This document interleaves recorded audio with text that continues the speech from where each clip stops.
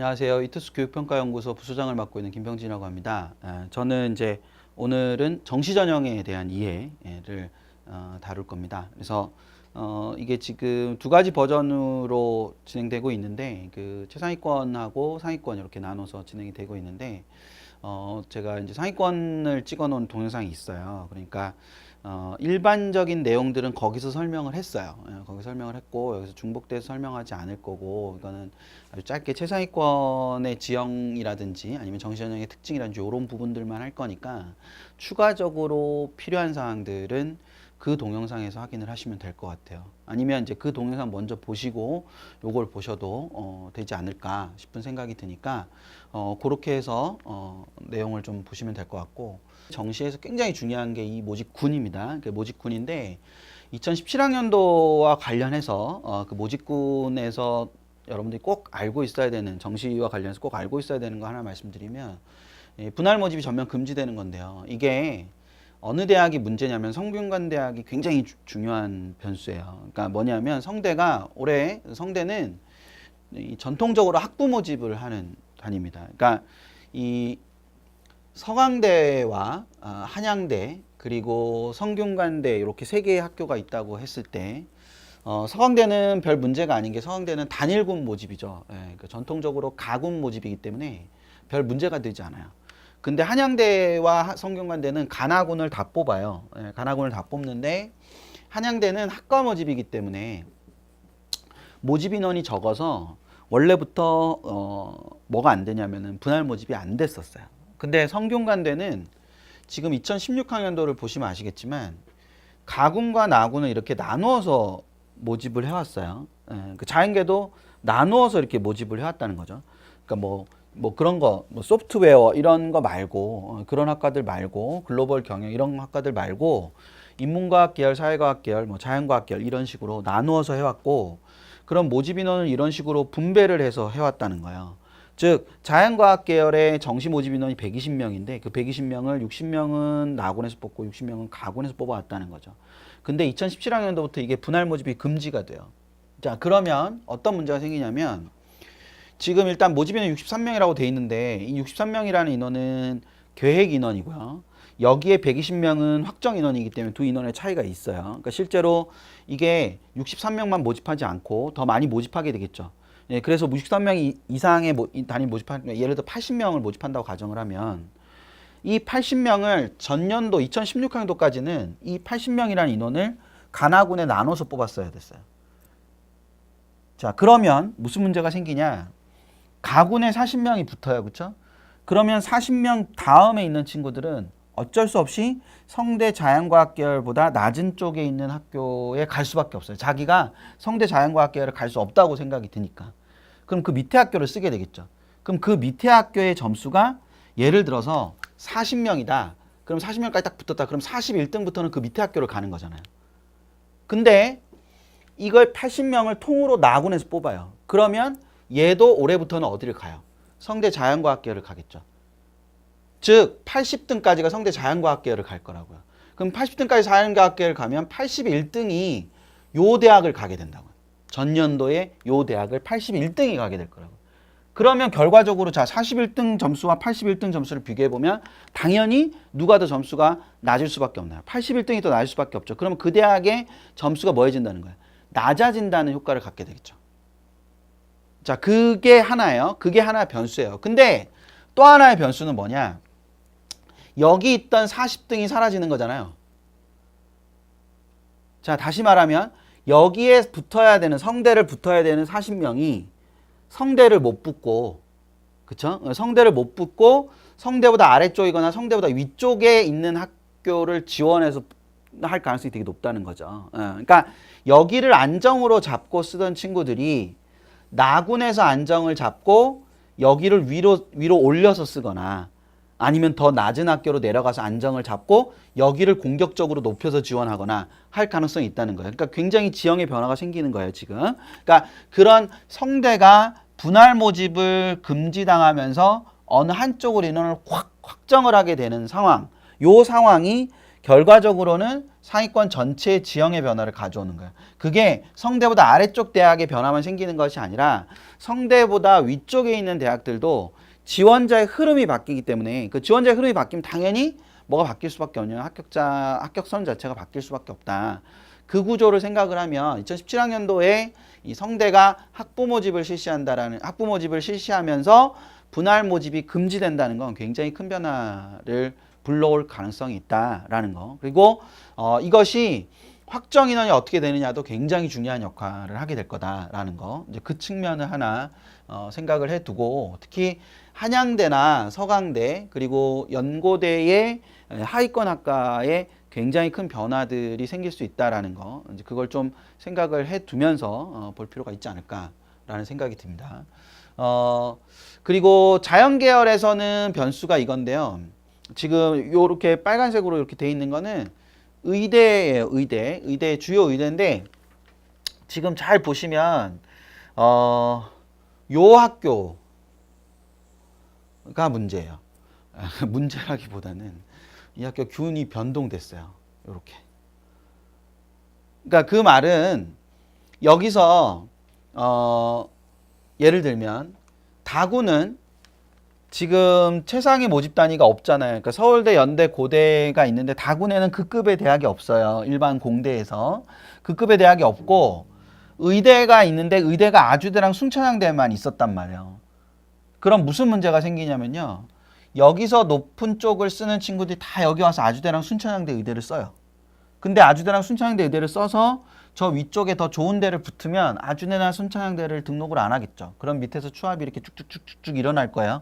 그러면 그 추합까지 바라고 아주대랑 순천향대를 쓰는 애들이 생길 거란 말이에요. 자, 되셨죠?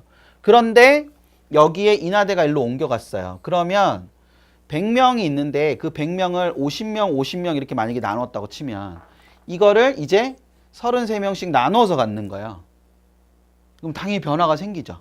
예, 그러니까 당연히 변화가 생기고 그러면 이 밑에 여기 밑에 있는 대학들의 붙는 선도 바뀌게 되겠죠, 당연히. 그러니까 군변동에서 특히 그 자연계의 군변동에서 굉장히 큰 변수로 작용할 수 있는 게 인하대가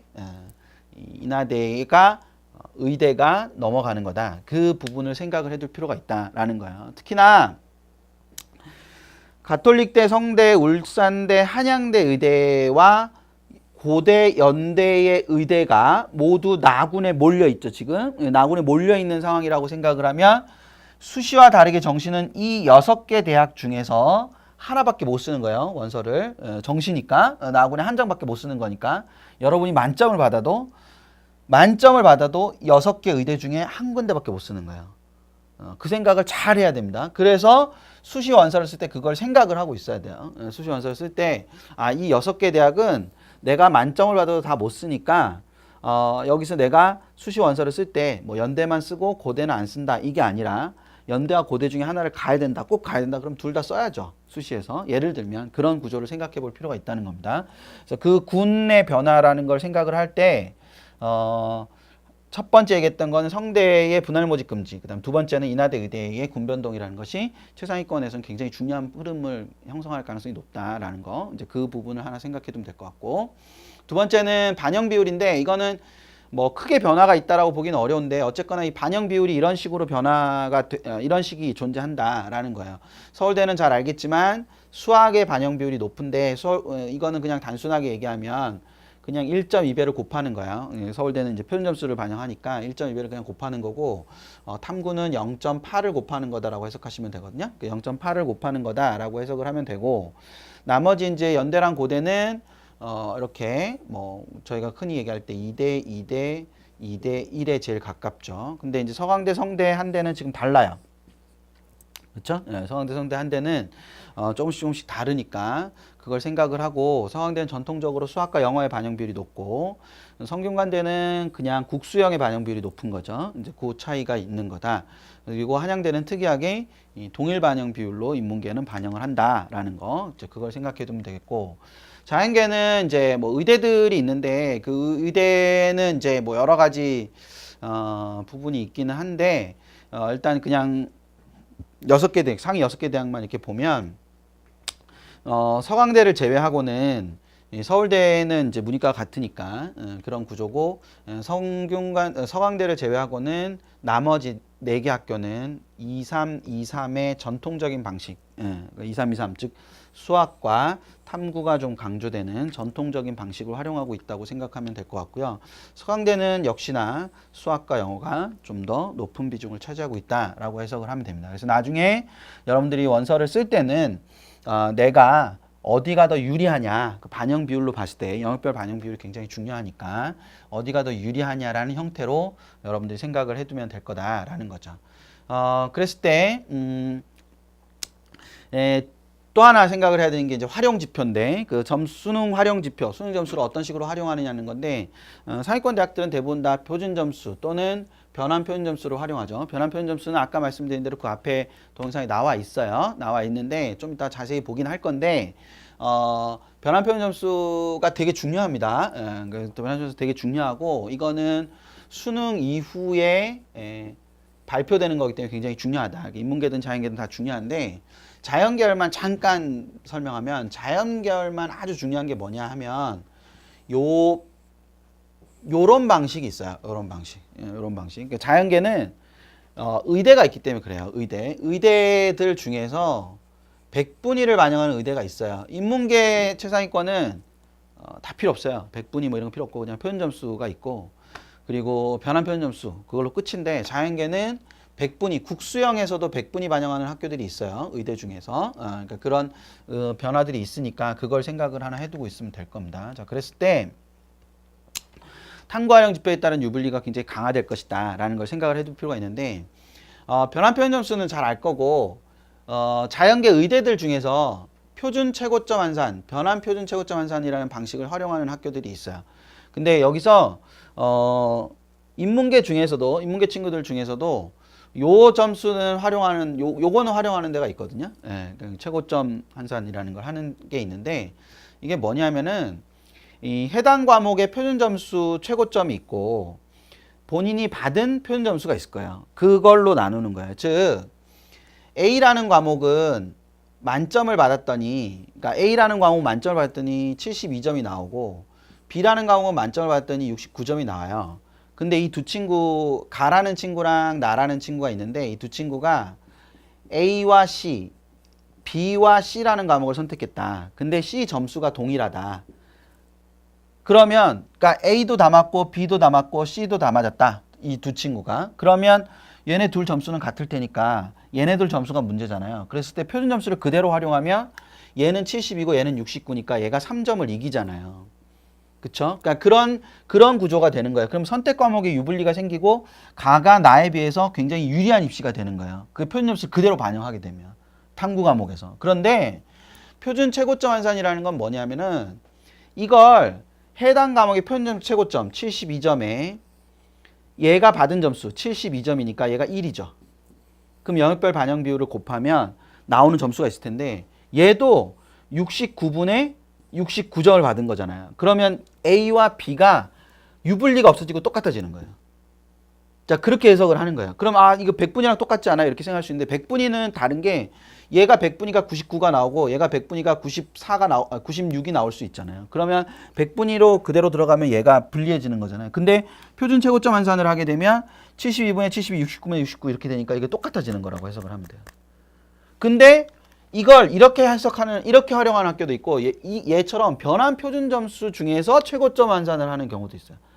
그러니까 그 얘기는 뭐냐면 변환 표준 점수 즉 이 72, 69 상관없이 이 변환 표준 점수 이 대학의 변환 변표가 있을 텐데 그 변표 최고점 분에 자기 변표 점수를 집어넣는 방식으로 계산을 하는 거죠. 그런 식으로 계산을 하는 경우도 있기 때문에 유불리가 다 나뉘어지는 거예요. 100분위를 반영했을 때, 표준 점수를 그대로 반영했을 때, 그러니까 표준 점수를 그대로 반영했을 때는 A 과목 본 애들이 유리한 거잖아요. 그러니까 그 대학으로 몰리겠죠, 애들이.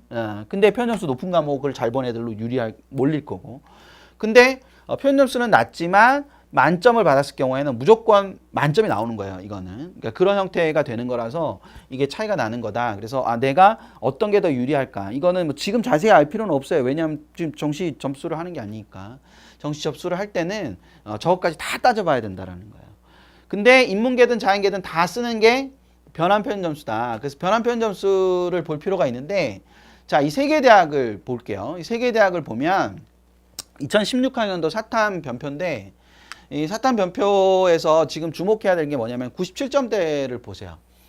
97점대에 이 빨간색으로 지금 배경으로 되어 있는 게 뭐냐면 만점하고의 격차인데, 잘 보세요. 연대는 0.91이 나고 한양대는 0.8이 나는데 서강대는 0.13이 나요.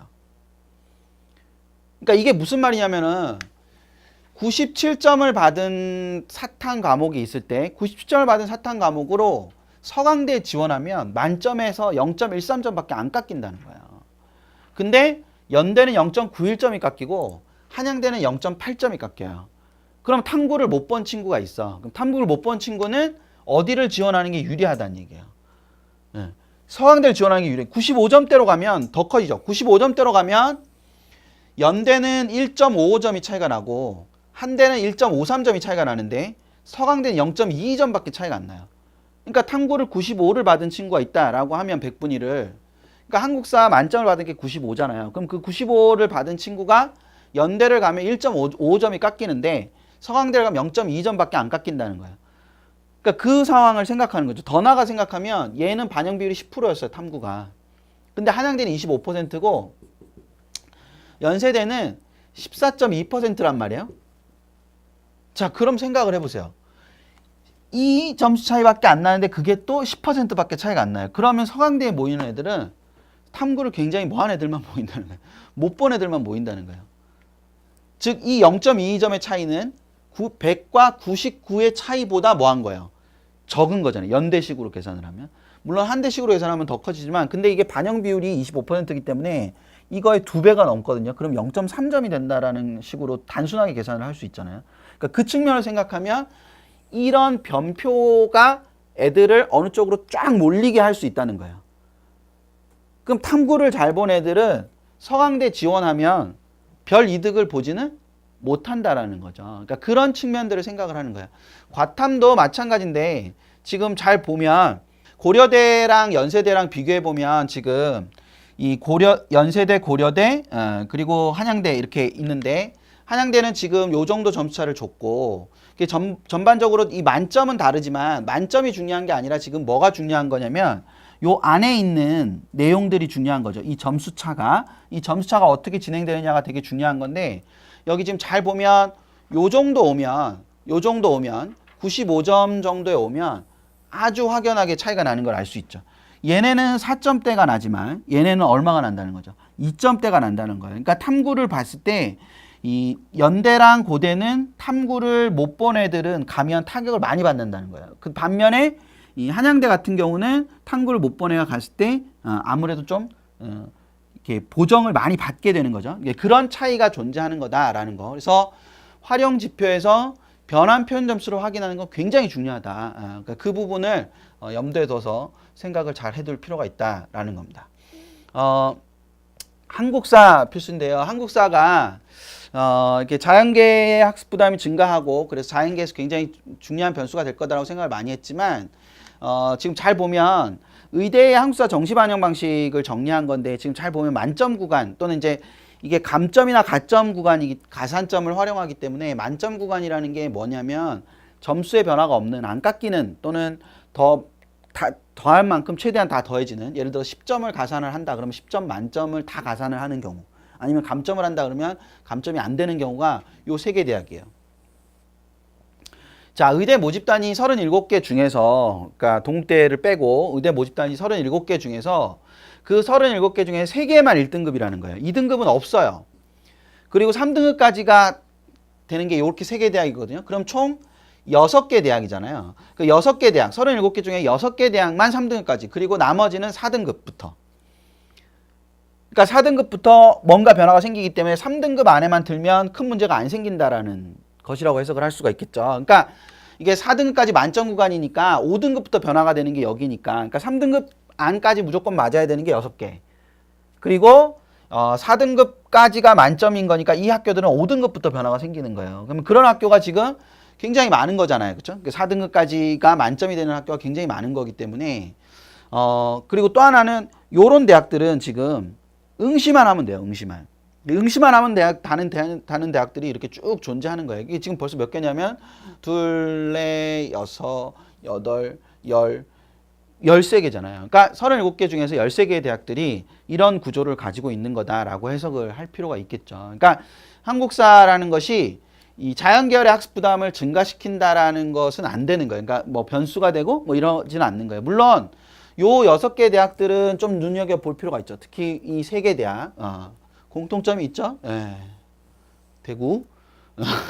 대구 지역에 있는 의대예요. 예. 그러니까 대구 지역에 있는 의대들은 이렇게 역사의식이 투철해야 되는 거다라는 걸 알 수 있죠. 그럼 여기는 뭔가 이렇게 좀 변수가 생길 수 있는 그런 학교일 수도 있는데 어쨌거나 그런 형태인데 그래서 자연계에서 중요한 게 아니라 뭐가 중요한 거냐?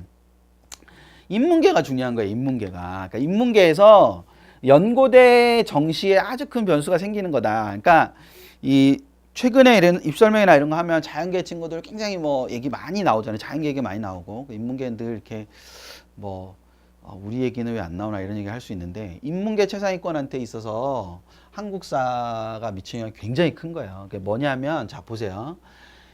이 한국사를 응시하는 친구랑 응시하지 않는 친구가 2016학년도까지는 나눠져 있었죠. 그래서 이게 지금 성적순이에요. 6명의 아이가 총점 순으로 따지면 이렇게 된다고 가정을 하는 거예요.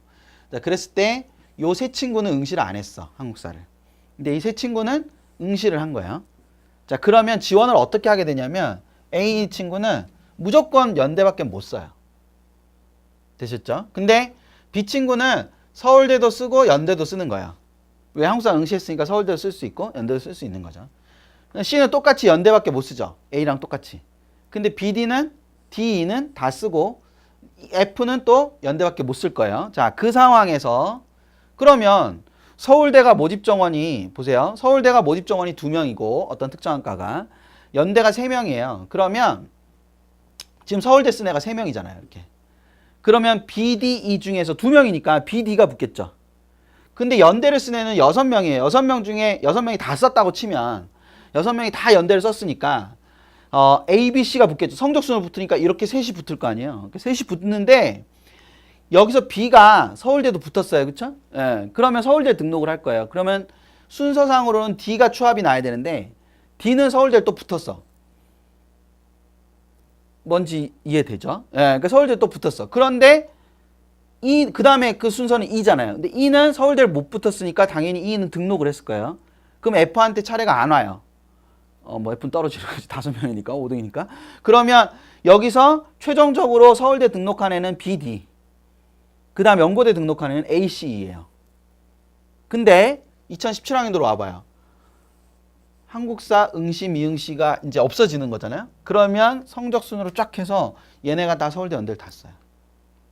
그러면 2017학년도에 보세요. AB가 붙고 ABC가 붙을 거예요. 근데 AB가 공통으로 붙었으니까 AB는 서울대를 등록하고 그럼 추합으로 D가 붙죠. 그럼 서울대를 붙는 애가 BD에서 AB로 바뀌고 ACE에서 CDE로 바뀌는 거예요. 그러니까 이게 아주 이제 도식적이고 단순한 거지만 연고대 입시에 변화가 생기는 거예요. 인문계열 연고대 입시에 굉장히 큰 변화가 생기는 거죠. 그러니까 E가 붙는다는 건 사실 똑같다고 생각할 수도 있지만 D가 서울대를 못 붙고 그쵸? 예, D가 서울대를 못 붙고 그러니까 A와 A가 서울대를 붙기 때문에 그러니까 연고대의 그 점수 자체가 맨 위에 있는 친구들의 점수는 다소 떨어질 가능성이 존재한다는 거죠. 물론 이제 끄트머리 점수는 비슷하겠지만 근데 이제 더 놀라운 거는 예를 들어서 이 친구가 그래서 이 중에 D라는 애가 이거는 그냥 가정이에요. D라는 애가 원래대로라면 여기에 붙어서 만족해야 되는데 내가 서울대 낮은 과를 가겠다. 서울대 낮은 과를 가가지고 걔가 붙었다. 자, 그러면 요 D 자리가 하나 비죠. 밑에서 하나 올라가겠죠. 그러면 이제 막 되게 혼란스러워지는 상황이 생기는 거예요.